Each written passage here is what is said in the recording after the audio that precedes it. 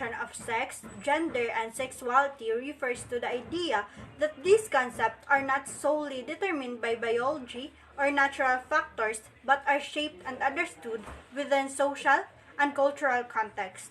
It recognizes that societies create and assign meanings, rules, and expectations to individuals based on their perceived sex, gender identity, and sexual orientation. So, sex is typically understood as the biological classification of individuals as male or female based on reproductive organs and chromosomes. However, even the concept of sex is not entirely binary, as intersex individuals are born with variation in reproductive or sexual anatomy that do not fit typical male or female classification. So, gender refers to the socially constructed rules, behaviors, and expectations associated with being male or female in a particular society or culture, while sex is assigned at birth. And gender identity is the deeply held sense of being male or female or something else, which may or may not align with one's assigned sex. So, gender identity can vary across cultures and historical period. And there are diverse gender identities beyond the binary categories of male and female, such as transgender, non-binary, genderqueer, and more. Gender rules and expectations differ among societies and can change over time. These rules are taught and learned through socialization processes, including family, education, media, and other social institutions. For example, expectations related to clothing, behavior, occupation, and household duties are often influenced by gender norms. And sexuality refers to an individual's sexual orientation or attraction towards others. Sexual orientation is not solely determined by biology but is influenced by both biological and social factors. It encompasses a range of identities including homosexual, heterosexual, bisexual, and asexual, among others.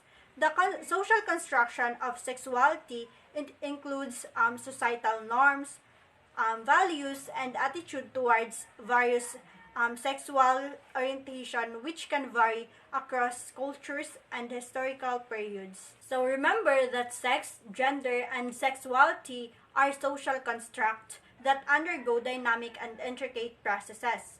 Although biology influences how people's bodies and reproductive abilities developed, sex, gender, and sexuality have social and cultural connotations that are shaped by social and cultural norms. Like heterosexual relationships, same-sex relationships form within the culturally defined social norms that organize sexuality and peer bonding in a society in a particular historical context.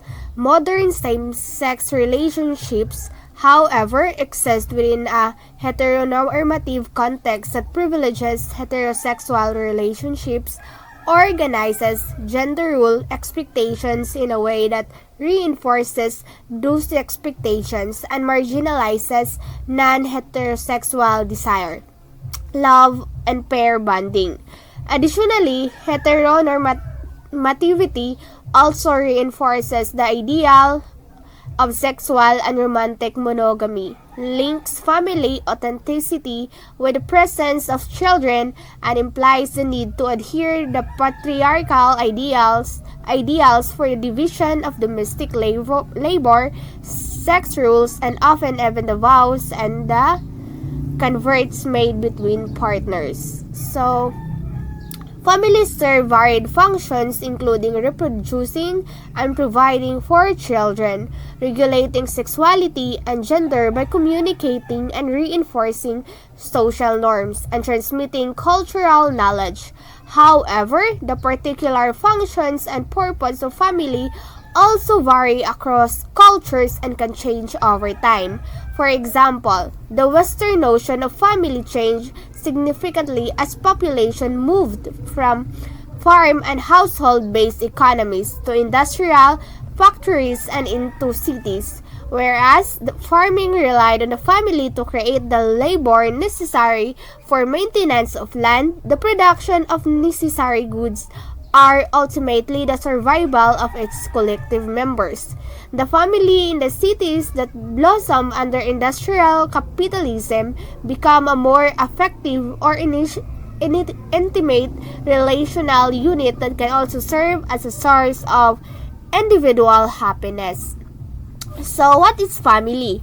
For some, family refers specifically to a social unit of two people, most often a man and a woman who live together, share resources, and are raising children or plan to reproduce and raise children. However, family actually describes many types of social organizations. It can refer to groups of people or organized by kinship and biology, with designation like parents, siblings, cousins, and aunts or uncles, as well as those regardless of kinship who live to gender, share resources, or care for each other. Nuclear family, single-parent family, extended family, family of choice, and blended family are terms used to describe different types of families. And that indeed, the effort to understand the meaning and function of family is a central goal of many of the social sciences.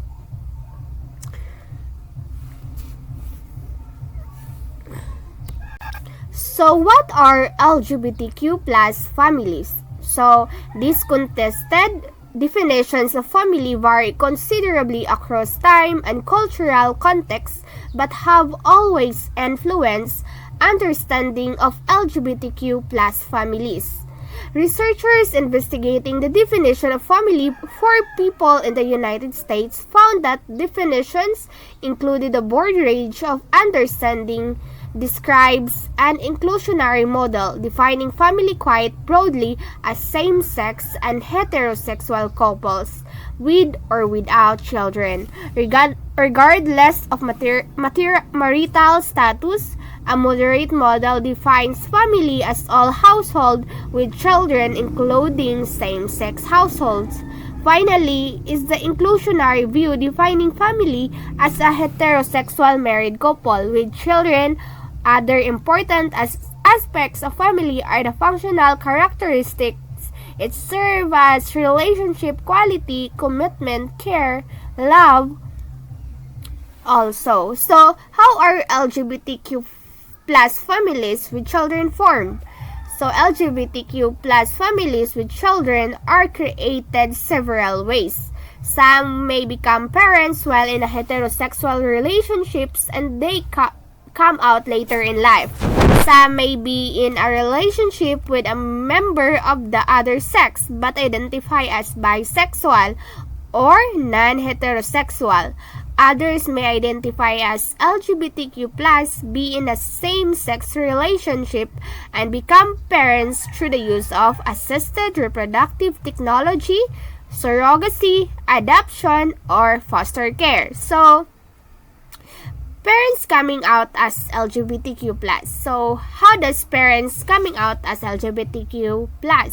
So, because of societal pressure and expectation, LGBT people of older generations may have entered relationships with a different sex partner to avoid admitting their sexual orientation, to avoid stigma and be accepted, or to have children at a time when family building up options for LGBT people were unimaginably foremost. So, children's reaction to parents coming out as LGBT range from disbelief and shock to blaming the other parent for the LGBT person's change identity to feelings of acceptance and love.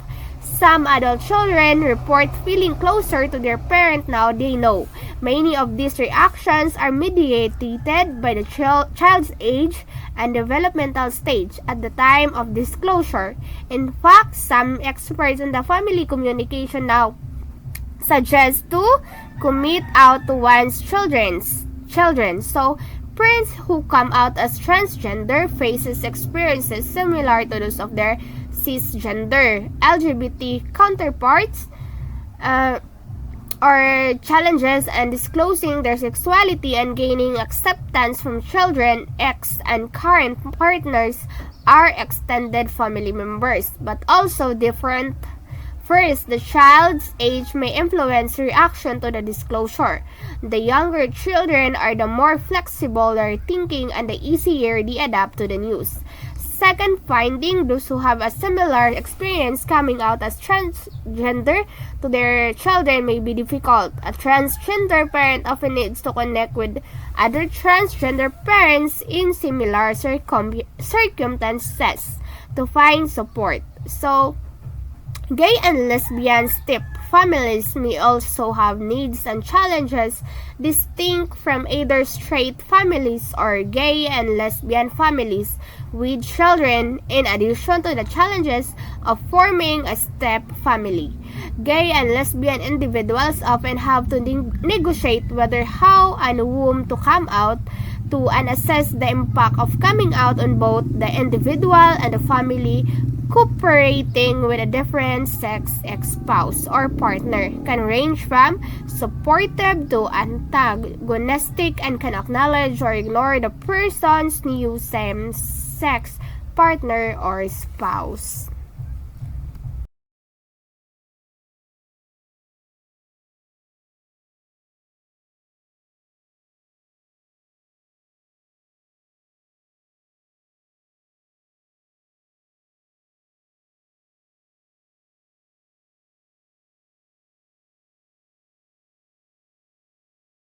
So, there are some of the consequences of LGBTQ parents and how those LGBTQ people manage those consequences. So, first is the homophobia. So, homophobia encompasses a range of negative attitudes and feelings towards homosexuality or people who are identified or perceived as being lesbian, gay, or bisexual. It has been defined as contempt, prejudice, aversion, or hatred, and antipathy may be based on irrational fear and may sometimes be related to religious beliefs. So, kaning mga tinuuhan that lesbians, gays, and bisexuals are sinful or dautan na sila, ana, mga religious beliefs. It is observable in critical and hostile behavior such as discrimination and violence on the basis of sexual orientation that are non-heterosexual. So, ma-discriminate sila. Mang-discriminate, mang-judge sa mga homosexuals.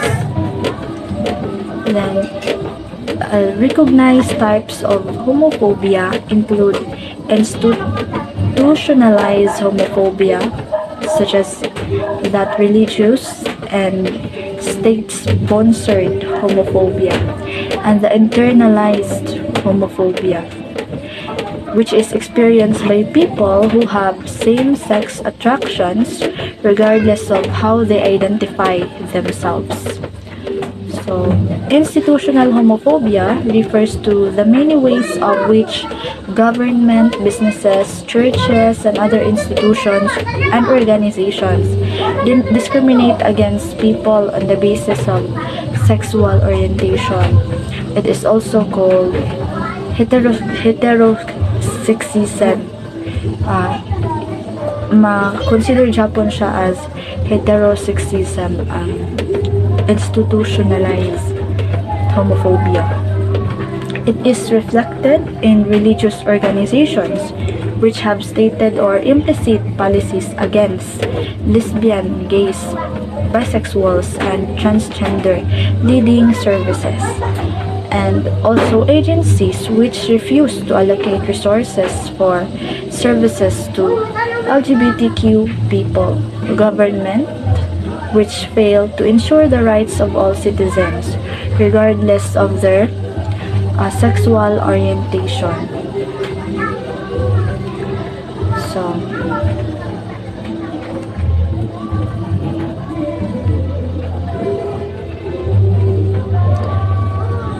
while internalized homophobia is prejudice based on a personal belief that lesbian, gay, and bisexual people are sinful, immoral, sick, inferior to heterosexuals, or incomplete women and men. So, kining mga kuan personal judgments about lesbians, gays, and bisexuals, which are for them or for these people, they are makasalanan, immoral, daotan, or they are also inferior or below or behind those for those who are heterosexual. Like for example, heterosexuals, lesbians, gays, and bisexuals are taught that same-sex sexuality is inferior to heterosexuality, and many internalize this to the point where self-acceptance is difficult. So, those lesbian, gays, and bisexuals, they feel it, or they also think that they are sinful, they are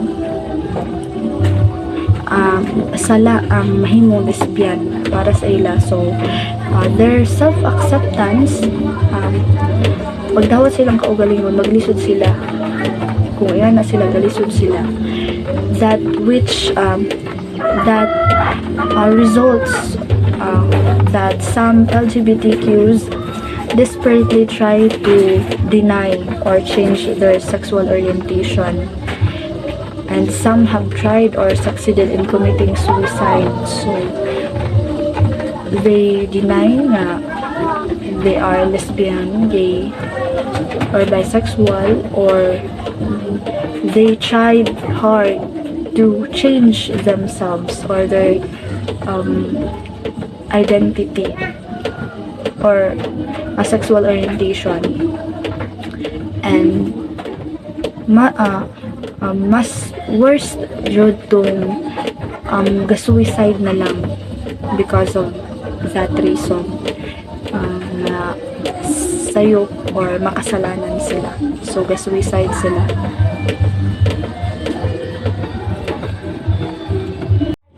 So additional factors that affect heterosexual and cisgender relationships also affect LGBTQ plus relationships, including dating violence and divorce.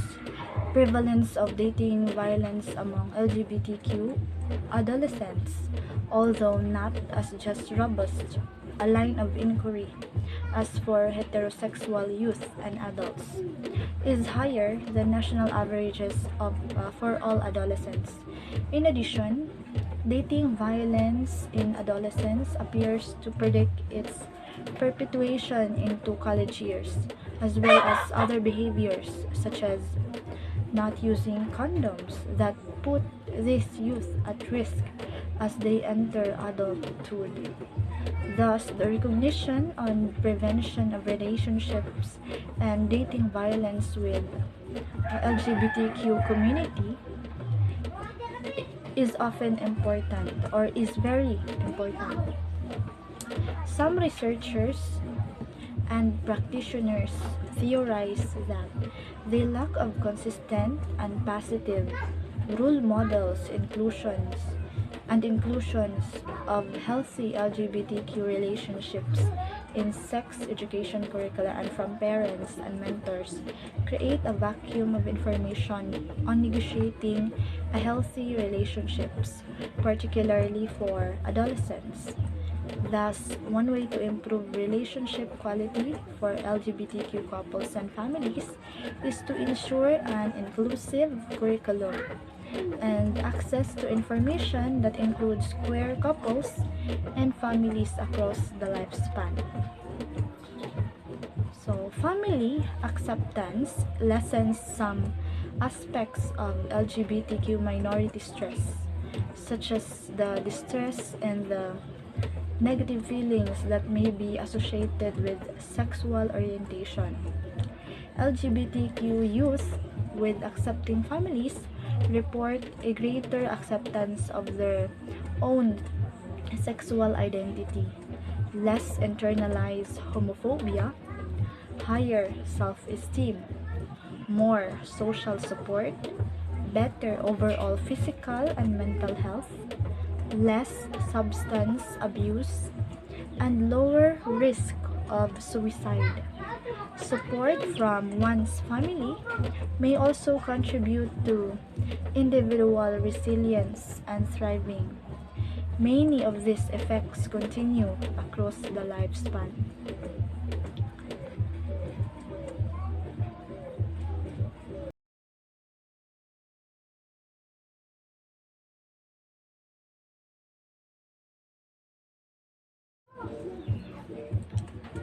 Increasing the acceptance by families, decreasing the rejecting behaviors, and assessing family members of LGBTQ people to understand the root causes of their reactions to their queer children will improve the health of LGBTQ people. Acceptance includes behaviors that support youth LGBT identity even though you may feel uncomfortable. Connect youth with an LGBT adult role model and work to make your religious congregation supporting of LGBT members or find a faith community that welcomes your family and LGBT child. Much of this research has focused on the role of parents in demonstrating acceptance, and less is known about the role of siblings, grandparents, and other extended family members, showing the importance of siblings and grandparents in the lives of LGBTQ people.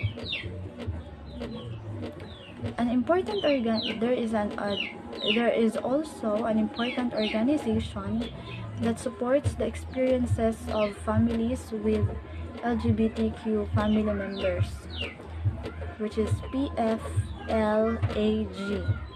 formerly known as Parents, Families, and Friends of Lesbians and Gays.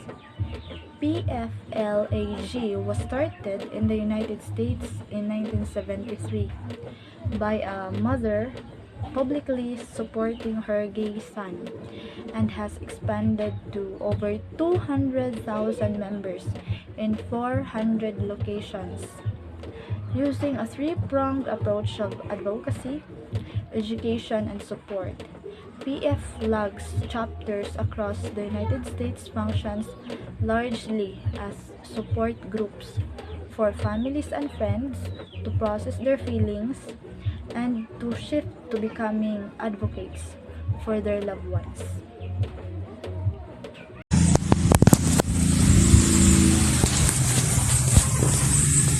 So I'm going to discuss about the LGBTQ parents often face specific challenges when interacting with public and private system, including legal, healthcare, and human services, and educational systems. Some of these challenges include: first one, we have legal recognition and protection. So LGBTQ parents may face legal barriers in terms of recognition and protection of their parental rights. In some jurisdictions, laws may not fully acknowledge their rights as a parent, which can result in challenges related to custody, adaptation, and parental decision making. Discriminatory laws and policies can create barriers to legal recognition and protection for LGBTQ families. The second one is that stigma and discrimination. The LGBTQ parents and their children can encounter stigma and discrimination within various systems. This can include biased attitudes or discriminatory practices from professionals working in legal, healthcare, and education settings.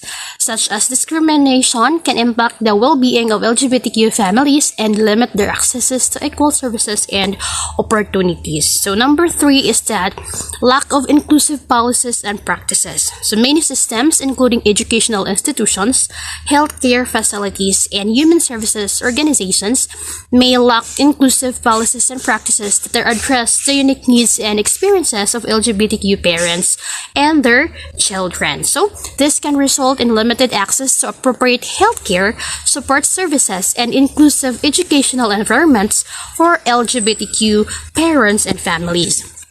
We have also number 4, limited cultural competence. So, professionals in public and private system may have limited knowledge and understanding of LGBTQ issues, including the experiences and needs of LGBTQ parents and their children.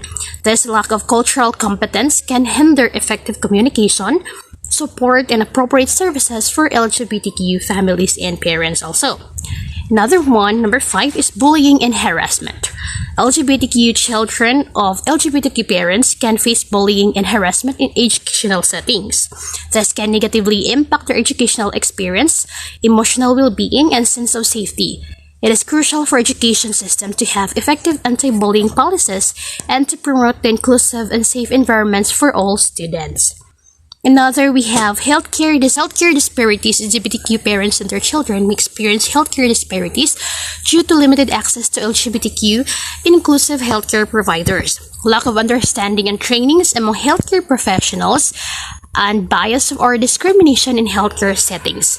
This can lead to challenges in accessing appropriate and affirming healthcare services for LGBTQ families.